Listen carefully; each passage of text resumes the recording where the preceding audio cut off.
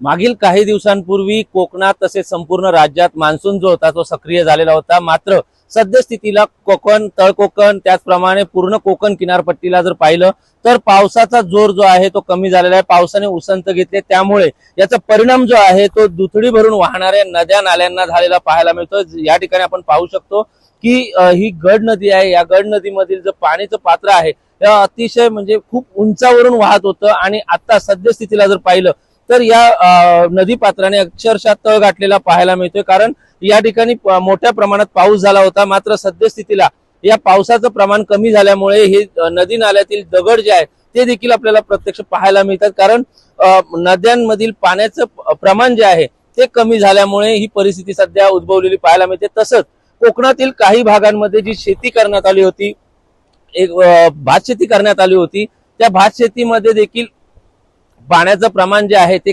अचानक कमी झाल्यामुळे जर पाहिलं तर जमिनीला तडे गेलेले पाहायला मिळतात। ठिकठिकाणी अशाच चित्र जे आहे ते सध्या पाहायला मिळत आहे। सिंधुदुर्ग जिल्ह्यातील भात शेती जी आहे तर या ठिकाणी जर पाहिलं तर अनेक ठिकाणी भात शेतीला जे तडे गेलेले पाहायला मिळतात। त्यामुळे कुठेतरी शेतकरी जो आहे, बळीराजा जो आहे तो देखील आता चिंतेत सापडलेला आहे। त्यामुळे पुन्हा एकदा पावसाच्या प्रतीक्षेत असणारा बळीराजा आता कधी सुकावतो हे पाहणं तेवढंच महत्त्वाचं ठरणार आहे।